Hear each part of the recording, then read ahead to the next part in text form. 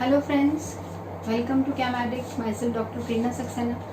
Friends, आज हम पढ़ते हैं क्लास 11th का चैप्टर एटॉमिक स्ट्रक्चर में हिस्ट्री ऑफ एटॉमिक मॉडल। और इस हिस्ट्री ऑफ एटॉमिक मॉडल में आज जो मॉडल पढ़ने वाले हैं वो है plum pudding model and Rutherford's experiment.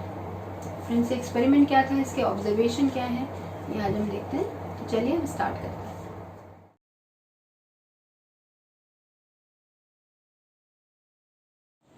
So hello friends, today we'll discuss about discovery of protons and neutrons, plum pudding model and Rutherford's gold foil experiment. Friends, हमने अपनी पिछली क्लास में कहाँ तक पढ़ा था? हमारी ऑनलाइन क्लास जो थी उसमें हमने पढ़ा था E/m रेशो तक, और आज की क्लास में हम उसके आगे का पार्ट स्टार्ट कर रहे हैं, that is discovery of proton and neutron, plum pudding model and Rutherford's gold foil experiment. Friends, आज हम देखते हैं कि प्रोटॉन की डिस्कवरी कैसे हुई। प्रोटॉन की डिस्कवरी हुई गोल्डस्टीन नाम के एक साइंटिस्ट है। और जैसे हमने कैथोड रे एक्सपेरिमेंट में पढ़ा था फ्रेंड्स, कैथोड रे एक्सपेरिमेंट में सेम वही इंस्ट्रूमेंट था, ग्लास ट्यूब।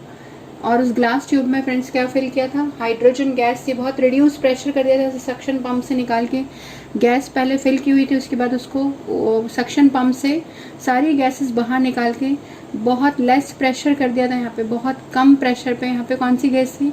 यहाँ पे थी हाइड्रोजन गैस। तो इस हाइड्रोजन गैस में जब हम हाई पोटेंशियल अप्लाई करते हैं, हाई वोल्टेज का करंट अप्लाई करते हैं, तो क्या होता है, जैसे हमने अपने पिछली वीडियो में बताया था, पिछली क्लास में हमने पढ़ा था कि जब हम किसी भी गैस में हाई पोटेंशियल का करंट पास करते हैं तो गैस आयनाइज हो जाती है। तो यहाँ पे कौन सी गैस फिल की हुई थी? Hydrogen gas. और यहाँ पे देखिए हाइड्रोजन गैस को मैंने हाफ H2 लिखा है, क्योंकि हम मॉलिक्यूलर फॉर्म में गैस को लिखते हैं हमेशा। तो half H2 get converted into H positive plus electrons. तो ये इलेक्ट्रॉन्स तो फ्रेंड्स एनोड की तरफ आ गए, तो इनको हमने बोला कैथोड रे। लेकिन ये जो H पॉजिटिव आयन थे, ये H पॉजिटिव आयन यहाँ पे जो कैथोड था वो परफोरेशन कर दिया था उस कैथोड में, और उस परफोरेटेड कैथोड में से जो H पॉजिटिव आयन है ये कॉलिजन कर रहे थे, हिट कर रहे थे एक दूसरे को, बिकॉज सेम चार्ज था। तो ये परफोरेटेड कैथोड में से परफोरेटेड कैथोड की तरफ अट्रैक्ट हुए, क्योंकि यहाँ पे नेगेटिव पोल था। तो हमको पता है कि H पे कैसा चार्ज है, H अभी आयनाइज हो गया, हाइड्रोजन H पॉजिटिव आयन में कन्वर्ट हो गया। तो परफोरेटेड कैथोड में से निकल के यहाँ पे एक फॉस्फोरेसेंट स्क्रीन लगाई हुई थी जो कि ग्लो करती है अगर उस पर कोई चीज़ हिट करती है। तो यहाँ से प्रोटॉन्स जो है H पॉजिटिव आयन के फॉर्म में इस फॉस्फोरेसेंट स्क्रीन पर कंटिन्यू हिट कर रहे थे, और यहाँ पे क्या आ रहा था? रेड कलर का ग्लो आ रहा था। तो in this way discovery of proton takes place. कि ऐसा हुआ कि साइमल्टेनियसली विथ इलेक्ट्रॉन्स के साथ ही ये सब चल रहा था साथ में, लेकिन प्रोटॉन की डिस्कवरी थोड़ा इलेक्ट्रॉन के बाद हुई। अब हम देखते हैं कि E/m ratio for anode rays कैसा होता है फ्रेंड्स। जैसे हमें पता है कि E/m ratio for all cathode rays means all electron it is same. सारी कैथोड रेज के लिए E/m की रेशो बिल्कुल सेम होती है। लेकिन अगर हम प्रोटॉन की बात करें फ्रेंड्स, इसको हम समझते हैं कि अगर हमें हाइड्रोजन की जगह अगर कोई और गैस फिल की हुई थी, ऑक्सीजन गैस, तो ऑक्सीजन गैस पे ऑक्सीजन पे कैसा चार्ज होता है? ऑक्सीजन 2 पॉजिटिव, और ये अपने 2 इलेक्ट्रॉन डोनेट करती। तो ऑक्सीजन 2 पॉजिटिव का मास कुछ अलग है, हाइड्रोजन का मास कुछ अलग है फ्रेंड्स, इलेक्ट्रॉन्स तो सेम है। तो इसलिए हम क्या बोल सकते हैं कि E/m ratio for anode rays के लिए E/m रेशो की वैल्यू जो है it is always different for different gases. E/m ratio it is different for different gases. तो जिस टाइप की गैस हम फिल करेंगे E/m रेशो उसका उस गैस के नेचर के अकॉर्डिंग रहेगा। और हाइड्रोजन जैसे छोटे से पार्टिकल के लिए जिसका मास बिल्कुल नेग्लिजिबल है, तो E/m रेशो अगर हम हाइड्रोजन जैसे पार्टिकल के लिए लें जो कि जिसको हमने कैसे लिया है, which is considered as the smallest particle, तो स्मॉलेस्ट पार्टिकल का E/m ratio that is for H positive ion it is always maximum, it is maximum। ये फ्रेंड्स ध्यान में रखने वाली बात है कि E/m ratio for hydrogen positive ion that is considered as a proton it is always maximum. अब देखो कि एक बार और हम समझ लेते हैं कि E/m रेशो जो है, जो भी गैस हम यहाँ पे फिल करेंगे ग्लास ट्यूब में, उसके अकॉर्डिंग उसका E/m रेशो की वैल्यू रहेगी। फॉर किसके लिए? प्रोटॉन के लिए। जिस टाइप का प्रोटॉन वो बनाएगा उसके अकॉर्डिंग उसका नेचर रहेगा। लेकिन हाइड्रोजन आयन के लिए, हाइड्रोजन जैसे स्मॉलेस्ट पार्टिकल के लिए E/m रेशो की वैल्यू कैसी होती है फ्रेंड्स, क्योंकि ये बहुत छोटा पार्टिकल है तो E/m रेशो कैसा होता है, मैक्सिमम। अब देखो कि what are anode rays. Anode rays क्या है, एनोड रेज बिकॉज ये परफोरेटेड कैथोड में से निकल रही हैं इसलिए इनका नाम दिया गया कैनाल रेज। तो एनोड रेज और canal rays are simply the positively charge gaseous ion. ये पॉजिटिवली चार्ज गैशियस आयन है फ्रेंड्स, जैसे आपको यहाँ से समझ में आ रहा होगा कि गैस जो है आयनाइज हो चुकी है, तो they are considered as a positively charge gaseous ion. अब देखिए कि स्मॉलेस्ट एंड लाइटेस्ट आयन जो था वो कौन था, स्मॉलेस्ट एंड लाइटेस्ट आयन था हमारे पास हाइड्रोजन। तो हाइड्रोजन का जब एक इलेक्ट्रॉन निकल गया तो इसमें बचा क्या फ्रेंड्स, इसमें बचा केवल एक प्रोटॉन, क्योंकि हमको पता है हाइड्रोजन का एटॉमिक नंबर 1 है और एटॉमिक मास भी 1 है। तो अगर वहाँ से एक इलेक्ट्रॉन निकल जाता है तो इसके न्यूक्लियस में केवल एक ही प्रोटॉन बचता है। तो जो हाइड्रोजन पॉजिटिव आयन है which is the smallest and lightest ion, और इस स्मॉलेस्ट और लाइटेस्ट आयन को अब क्या नाम दिया गया, it is considered as a proton and it is means H positive ion, it is characterized as proton in 1919 1919 में इसको प्रोटॉन नाम दिया गया। अब हम आते हैं डिस्कवरी ऑफ न्यूट्रॉन कैसे हुई। डिस्कवरी ऑफ न्यूट्रॉन फ्रेंड्स, आज का हमारा टॉपिक यही है कि डिस्कवरी ऑफ प्रोटॉन कैसे हुआ, डिस्कवरी ऑफ न्यूट्रॉन कैसे हुआ, प्लम पुडिंग मॉडल क्या है और रदरफोर्ड्स गोल्ड फॉइल एक्सपेरिमेंट के बारे में हम बात करेंगे। तो अब देखते हैं हम डिस्कवरी ऑफ न्यूट्रॉन कैसे हुआ। डिस्कवरी ऑफ न्यूट्रॉन में सबसे पहले हमारे पास हम टॉपिक लिख लेते हैं discovery of neutron. Discovery of neutron के लिए कौन से साइंटिस्ट ने काम किया, जेम्स चैडविक। जेम्स चैडविक नाम के साइंटिस्ट हैं और इन्होंने 1932 में अपना रिसर्च वर्क कंप्लीट किया और अपने रिसर्च वर्क के अकॉर्डिंग इन्होंने न्यूट्रॉन की डिस्कवरी की। तो इन्होंने क्या किया था, बेरिलियम के पार्टिकल के ऊपर, beryllium atomic number 4, atomic number 9, beryllium के पार्टिकल के ऊपर फ्रेंड्स अल्फा पार्टिकल की बम्बार्डिंग की थी। अल्फा पार्टिकल्स क्या हैं, they are equivalent to helium particle, they are considered as a alpha particle. Alpha particle मतलब कि रेडियो एक्टिव पार्टिकल है जो किसी भी एटम के न्यूक्लियस से, जिनका N/P ratio is not equal to 1, जिनका neutron upon proton ratio nucleus में it is not equal to 1, ऐसे सारे पार्टिकल्स अपने पास से अल्फ़ा बीटा गामा पार्टिकल को एमिट करते हैं। तो इस फिनोमेनन को हम क्या बोलते हैं, it is called radio activity. तो इन दैट टाइम सब साइमल्टेनियसली काम चल रहे थे, तो रेडियो एक्टिविटी भी डिस्कवर हो चुकी थी उस टाइम। तो जेम्स चैडविक ने क्या किया, एक अल्फ़ा पार्टिकल की बम्बार्डिंग की बेरिलियम के ऊपर।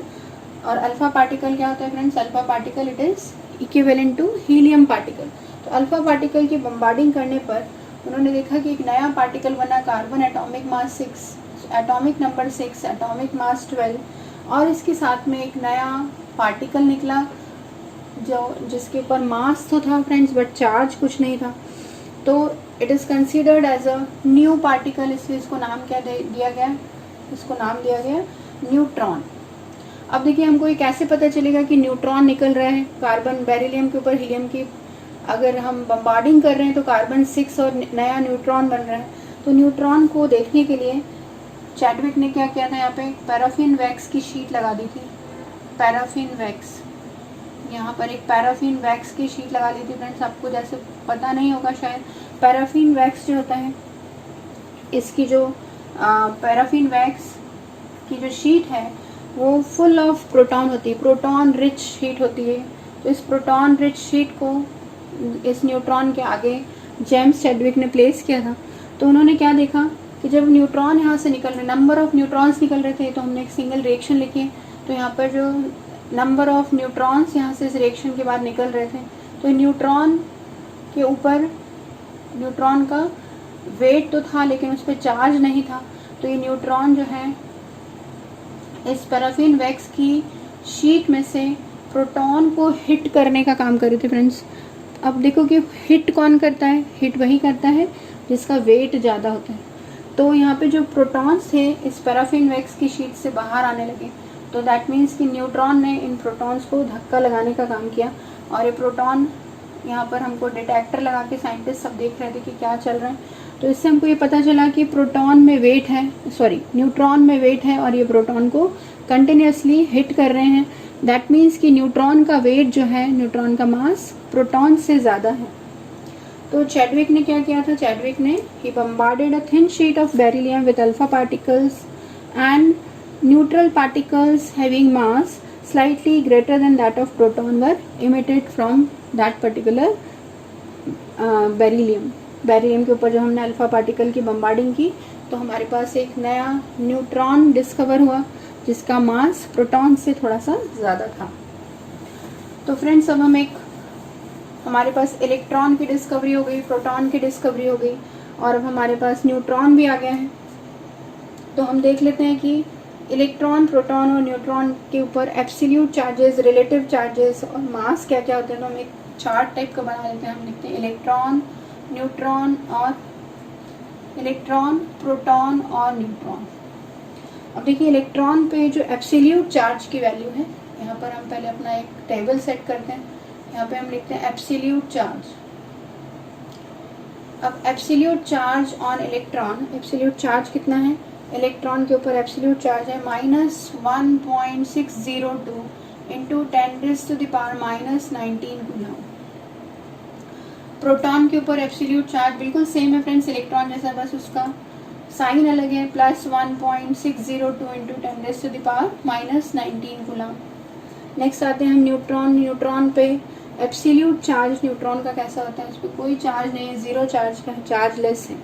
अब हम आते हैं, this is about the absolute charge, exact charge. हम लिखते हैं रिलेटिव चार्ज। रिलेटिव चार्ज को हम लिखें अगर, तो relative charge on electron will be always considered as -1, it will be considered as +1 and it is considered as 0।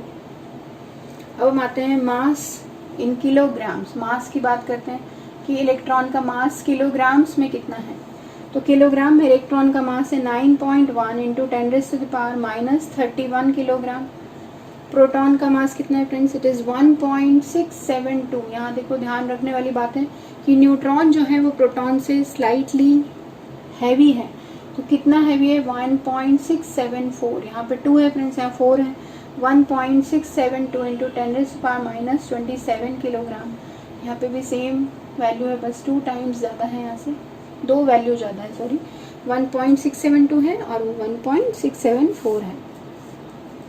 अब हम आते हैं अप्रॉक्सीमेट मास। अप्रॉक्सीमेट मास हम कितना लें? तो approximate mass on electron will be considered as 0, क्योंकि बहुत ना के बराबर उसका मास है 0। और प्रोटॉन का मास हम कंसिडर करते हैं 1 और न्यूट्रॉन का भी हम 1 कंसिडर करते हैं। तो यहाँ से फ्रेंड्स आपको अच्छे से क्लियर हो रहा होगा कि एब्सोल्यूट चार्ज कितना है, रिलेटिव चार्ज हम कैसे कंसिडर करते हैं, किलोग्राम में मास कितना है और अप्रॉक्सीमेट मास कितना है। अब हम आ जाते हैं थॉमसन पुडिंग मॉडल पे। देखिए थॉमसन प्लम पुडिंग मॉडल, ये मॉडल हमको दिया था 1898 में। थॉमसन नाम के साइंटिस्ट ने अपने एक्सपेरिमेंट किए। जब इलेक्ट्रॉन प्रोटॉन की डिस्कवरी हो गई थी, इन बिटवीन उन्होंने अपना सब काम किया। न्यूट्रॉन की डिस्कवरी से पहले उन्होंने अपना मॉडल दिया था। न्यूट्रॉन तो 1932 में चैडविक ने डिस्कवर किया, लेकिन थॉमसन ने अपना मॉडल दिया कि पॉजिटिव चार्ज आ गया एटम के अंदर और नेगेटिव चार्ज आ गया। तो पॉजिटिव और नेगेटिव चार्ज को हम कैसे देखें, तो उन्होंने बताया अपना एक प्लम पुडिंग मॉडल सेट किया उन्होंने।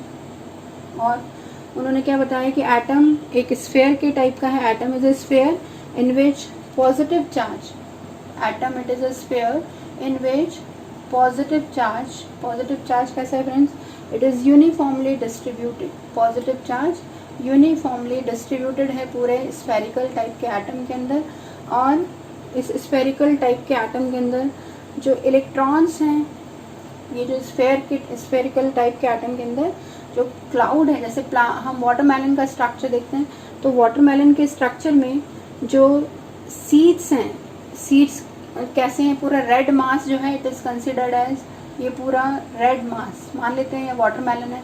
तो जो रेड मास है it is considered as positive charge और प्रोटॉन, इसको बोलते हैं हम spherical cloud of positive charge. और spherical cloud of positive charge को फ्रेंड्स क्या बोलते हैं? प्रोटॉन।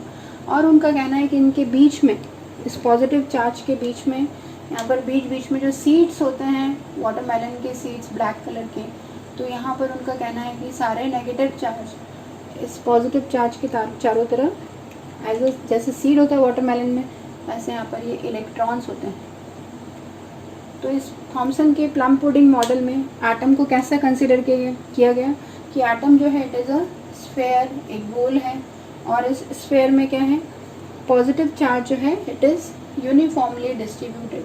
अब देखिए कि इलेक्ट्रॉन्स जो हैं, इलेक्ट्रॉन्स की क्या इन्फॉर्मेशन देखिए कि इलेक्ट्रॉन्स कैसे हैं, they are embedded, electrons are embedded in that particular spherical cloud of positive charge.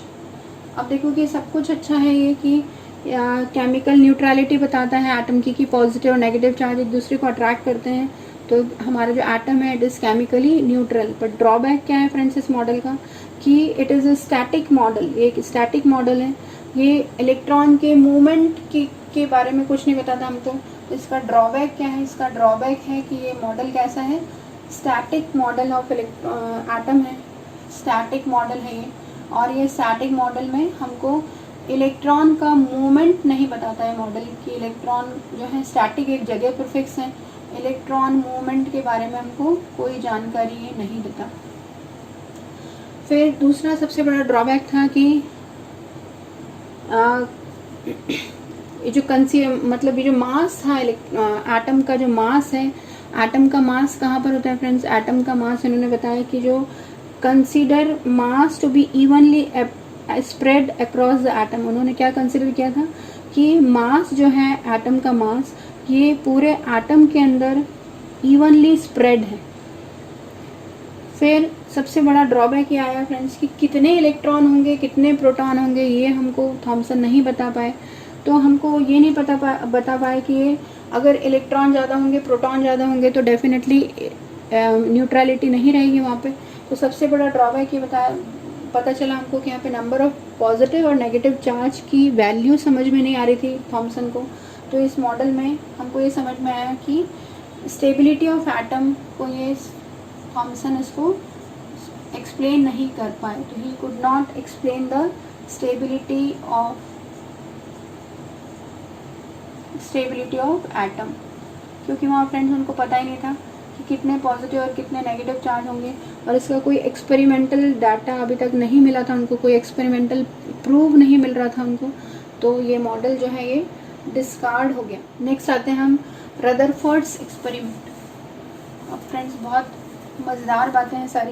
देखो रदरफोर्ड कौन थे, रदरफोर्ड थॉमसन के अंडर में उन्होंने रिसर्च किया था रदरफोर्ड्स मॉडल। थॉमसन के स्टूडेंट थे रदरफोर्ड, उन्होंने पूरा अपना रिसर्च वर्क इनके ही गाइडेंस में किया। तो रदरफोर्ड ने क्या देखा कि जब इन बिटवीन इलेक्ट्रॉन और प्रोटॉन की डिस्कवरी चल रही थी तब रदरफोर्ड नाम के साइंटिस्ट ने, एक साइंटिस्ट थे हेनरी बैकरेल, आपको पता ही है फ्रेंड्स हेनरी बैकरेल साइंटिस्ट ने क्या किया था। हेनरी बैकरेल साइंटिस्ट ने रेडियो एक्टिविटी की डिस्कवरी हुई थी, रेडियो एक्टिविटी। अब जैसे मैंने आपको भी थोड़ी देर पहले बताया था कि जब भी किसी एटम का N/P ratio is not equal to 1 तो वो अपने न्यूक्लियस में से किसी टाइप की रेडिएशंस को इमिट करता है, अल्फ़ा बीटा गामा टाइप के रेडिएशंस को इमिट करके धीरे धीरे अपना न्यूट्रॉन अपॉन प्रोटॉन रेशो 1 के इक्वल करना चाहता है। तो ये रेडियो एक्टिविटी में क्या हुआ था, अल्फ़ा बीटा और गामा पार्टिकल की डिस्कवरी हुई थी। अल्फ़ा क्या थे, पॉजिटिवली चार्ज रेज थी, बीटा नेगेटिवली चार्ज रेज थी फ्रेंड्स, नेगेटिवली चार्ज रेज, और गामा रेज कैसी थी, दे वर न्यूट्रल रेज। तो ये न्यूट्रल रेज थी। तो डिस्कवरी ऑफ रेडियो एक्टिविटी के टाइम पे रदरफोर्ड ने इनके साथ भी काम किया था, हेनरी बैकरेल के साथ में, तो उनको रेडियो एक्टिव रेज का पूरा नॉलेज था। तो उन्होंने क्या किया, जब रेडियो एक्टिव रेज का उनको नॉलेज था तो उनको पता था कि alpha rays positively charge rays हैं, beta rays negatively charge rays हैं, तो उन्होंने इन रेज का यूज़ किया।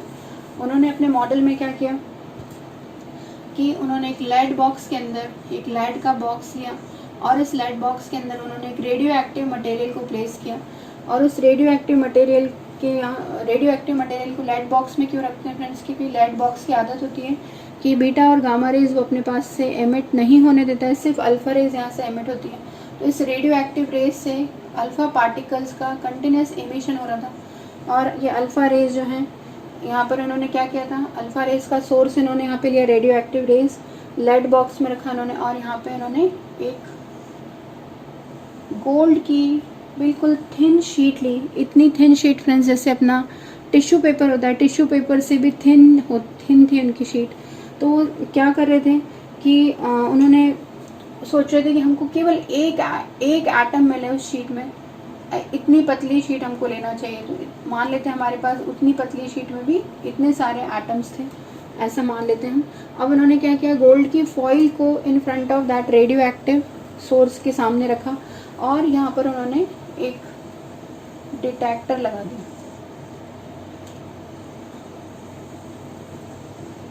तो डिटेक्टर लगाने के बाद उनको क्या समझ में आया फ्रेंड्स, उनको ये समझ में आया कि ये जो पहले अपन ये समझते हैं कि गोल्ड की फॉइल क्यों नहीं, सबके दिमाग में ऐसे क्वेश्चन आता है कि गोल्ड की फॉइल ही क्यों यूज़ की भाई। तो गोल्ड की फॉइल इसलिए यूज़ की फ्रेंड्स क्योंकि गोल्ड जो है उसका केमिकल सिंबल ऑरम है। और गोल्ड की फॉइल हमने क्यों यूज़ की है इन्होंने, कि गोल्ड जो है इनर्ट एटम है, इनर्ट एलिमेंट है, इसकी मेलिएबिलिटी बहुत ज़्यादा है। मेलिएबिलिटी मतलब इसको हम बहुत ज़्यादा इसके ऊपर हैमरिंग करके इसको पीट के हम पतली शीट में कन्वर्ट कर सकते हैं। एंड इसका जो मास है, ऑरम का मास, ये कैसा है, high atomic mass. Friends high atomic mass से क्या मतलब है, एटॉमिक मास हमेशा प्रोटॉन न्यूक्लियस के अंदर होता है, तो प्रोटॉन का नंबर इसमें कैसा था, एटॉमिक मास मतलब कि number of protons plus number of neutrons जो हमको अभी मालूम है। लेकिन उन्होंने क्या कंसिडर किया था कि इसमें नंबर ऑफ प्रोटॉन्स ज़्यादा हैं, तो इसका एटॉमिक मास गोल्ड का ज़्यादा है, तो वो ज़्यादा से ज़्यादा प्रोटॉन वाला एटम को लेने की कोशिश कर रहे थे। फ्रेंड्स अब हम देखते हैं कि रदरफोर्ड के अल्फा रे स्कैटरिंग एक्सपेरिमेंट के ऑब्जर्वेशन क्या थे।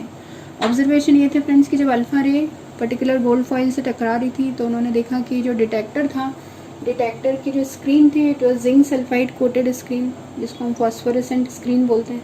तो इन्होंने देखा कि 99% रेज जो थी वो स्ट्रेट निकल रही थी और यहाँ पे इनको ग्रीन सेंटिलेशंस मिल रहे थे, लेकिन केवल 1% रेज अपने पाथ से डिविएट हो रही थी, क्योंकि यहाँ से अल्फा रे निकल रही थी सीधा, हमको यहाँ पे सीधे सीधे सेंटिलेशंस मिल रहे थे। अबाउट 1% रेज जो थी अपने पाथ से डिविएट हो रही थी, तो जो डिविएट हो रही थी उनके सेंटिलेशंस हमको इस साइड मिल रहे थे। तो इनके एक्सपेरिमेंट के ऑब्जर्वेशन से हमको क्या कंक्लूजन निकला, कंक्लूजन ये निकला फ्रेंड्स कि जो हम एक एटम लेके इसको अच्छे से मैं एक्सप्लेन करती हूँ आपको कि एक सिंगल एटम है ये, और इस सिंगल एटम में यहाँ पर उन्होंने देखा कि छोटा सा पॉजिटिव कोर है और यहाँ पे पूरा एरिया जो है वो कैसा है, इलेक्ट्रॉन से भरा हुआ है। तो यहाँ पर जैसे अल्फा रे आती है, अल्फा रे which is a positively charge रे, तो ये पॉजिटिवली चार्ज रे 99% पॉजिटिवली चार्ज रेज जो है वो अल्फा रेज जो है सीधी निकल जाती हैं, और अबाउट 1% रेज जो है अपने पाथ से डिविएट क्यों होती हैं, क्योंकि बीच में ये मास मिलता है इनको, एटम का मास फ्रेंड्स पूरा न्यूक्लियस में रहता है। तो न्यूक्लियस में यहाँ पे जो प्रोटॉन है अल्फा रे पॉजिटिवली चार्ज रे, अल्फा रे सारी पॉजिटिवली चार्ज रेज हैं, तो ये पॉजिटिवली चार्ज रेज से टकराती हैं तो रिपल्शन होता है, और रिपल्शन के बाद ये अपने पाथ से डिविएट हो जाती हैं। जो अल्फा रे बिल्कुल मिडल में जाके न्यूक्लियस के मिडल से टकराती हूँ, अपने पाथ से रिफ्लैक्ट बैक हो जाती, वापस आ जाती। तो इनके एक्सपेरिमेंट से हमारे जो कंक्लूजन निकले वो क्या कंक्लूजन निकला, कंक्लूजन ये निकला कि most of the space in an atom is hollow. उन्होंने बताया कि एटम के अंदर जो पूरा एरिया है it is hollow area, most of the space in an atom it is hollow, and positive charge and most of the mass, positive charge और पूरे एटम का मास जो है it is concentrated at small point, और उस point को उन्होंने क्या नाम दिया फ्रेंड्स, इस पॉइंट को नाम दिया उन्होंने न्यूक्लियस। उन्होंने बताया कि एटम का मास और पॉजिटिव चार्ज एक छोटी सी कोर में कॉन्सेंट्रेटेड है और उस कोर को उन्होंने नाम दिया न्यूक्लियस। अब यहाँ पे और उन्होंने बताया कि जो एटम के कंपैरिजन में जो न्यूक्लियस है इसका वॉल्यूम कैसा है, ऑलमोस्ट नेग्लिजिबल, बिल्कुल ना के बराबर है। तो बहुत अच्छा मॉडल था फ्रेंड्स, किससे हमको पता चला कि एटम का जो मास है वो सेंटर ऑफ द एटम में कॉन्सेंट्रेटेड है, और उस पार्ट को क्या नाम दिया गया, उस पार्ट को नाम दिया गया न्यूक्लियस। अब हम आते हैं कि इस मॉडल के ड्रॉबैक्स क्या थे। तो इस मॉडल के ड्रॉबैक क्या थे, उन्होंने बताया था कि जैसे यहाँ पर एक न्यूक्लियस है और फ्रेंड्स हमको पता है कि इलेक्ट्रॉन है, तो रदरफोर्ड ने बताया था कि जो इलेक्ट्रॉन है they are moving around the nucleus, circular path में घूम रहे हैं गोल गोल, they are moving around the nucleus. तो एक साइंटिस्ट थे मैक्सवेल, मैक्सवेल की थ्योरी थी फ्रेंड्स, मैक्सवेल की क्लासिकल फिजिक्स की थ्योरी थी। उसके अकॉर्डिंग उनका कहना क्या था, मैक्सवेल थ्योरी के अकॉर्डिंग, कि कोई भी एक्सीलरेटेड बॉडी है, accelerated charge body, since electron was a charge body, accelerated charge body having mass, electron पे मास भी निकाल लिया था फ्रेंड्स हमने। तो उन्होंने बताया कि न्यूक्लियस में अगर सेंटर में कॉन्सेंट्रेटेड न्यूक्लियस है, न्यूक्लियस इस इलेक्ट्रॉन को अपनी तरफ अट्रैक्ट करेगा, तो इलेक्ट्रॉन को अपनी तरफ अट्रैक्ट करेगा। और इनका कहना था कि अगर कोई accelerated charge body having mass अगर किसी पर्टिकुलर बॉडी के अराउंड गोल गोल घूमती है तो वो हमेशा क्या करती है फ्रेंड्स, यहाँ से एनर्जी एमिट करती है, एनर्जी का इमिशन होता है। तो अगर उस थ्योरी के अकॉर्डिंग, रदरफोर्ड की थ्योरी के अकॉर्डिंग इलेक्ट्रॉन जो थे न्यूक्लियस के चारों ओर गोल गोल घूम रहे थे, तो ये मैक्सवेल का कहना था कि अगर इलेक्ट्रॉन चार्ज बॉडी है हैविंग मास ऑल्सो, तो ये गोल गोल अगर घूम रहे हैं तो क्या होगा, इलेक्ट्रॉन न्यूक्लियस उसको अपनी तरफ अट्रैक्ट करेगा और ये इलेक्ट्रॉन जो है स्पाइरल पाथ लेके और न्यूक्लियस में कोलैप्स हो जाएंगे। तो ये जो मॉडल था, ये मॉडल जो है, बट ऐसा मतलब एटम की स्टेबिलिटी को एक्सप्लेन नहीं कर पाया फ्रेंड्स, ऐसा पॉसिबल ही नहीं है। अगर एटम ऐसा इलेक्ट्रॉन न्यूक्लियस के अंदर कोलैप्स हो गए तो पूरी अर्थ ही ख़त्म हो जाएगी, तो ऐसा पॉसिबल नहीं है, कि होता नहीं है ऐसा। तो ये रदरफोर्ड जो थे वो इस बात को बताने में फेल हो गए कि ऐसा क्यों नहीं होता है, ये न्यूक्लियर कोलैप्स के बारे में बताने में ये फेल हो गए। ठीक है, इसके बाद जो था न्यूक्लियर, ये जो बहुत अच्छा मॉडल था रदरफोर्ड की, न्यूक्लियर मॉडल बोला गया उसको, न्यूक्लियस की डिस्कवरी हुई थी इनके मॉडल के बाद। लेकिन एक बहुत बड़ा ड्रॉबैक इनकी मॉडल में ये था कि हर एलिमेंट का अपना खुद का स्पेक्ट्रा होता है। स्पेक्ट्रा फ्रेंड्स हम अगले क्लास में पढ़ेंगे कि स्पेक्ट्रा क्या होते हैं। स्पेक्ट्रा, अपने हर एलिमेंट का एक पर्टिकुलर स्पेक्ट्रा होता है। तो ऐसा क्यों होता है, हर एटम का वेरियस स्पेक्ट्रा क्यों आया, इसको बताने में भी रदरफोर्ड फेल हो गए थे। फिर उन्होंने एनर्जी और distribution of electron around the nucleus, electron कितनी स्पीड से घूम रहा है, उसकी एनर्जी कितनी है, और distribution of electron around the nucleus कैसे होगा, इसको बताने में भी रदरफोर्ड फेल हो गए थे। तो फ्रेंड्स, आज की क्लास हम यहीं ख़त्म करते हैं। अगर आपको अच्छा लगा है ये वीडियो तो आपको लाइक, शेयर और सब्सक्राइब करना है। नेक्स्ट क्लास में हम पढ़ेंगे कुछ पर्टिकुलर कॉन्सेप्ट्स के बारे में, और फिर हम स्टार्ट करेंगे बोहर्स मॉडल ऑफ एटम।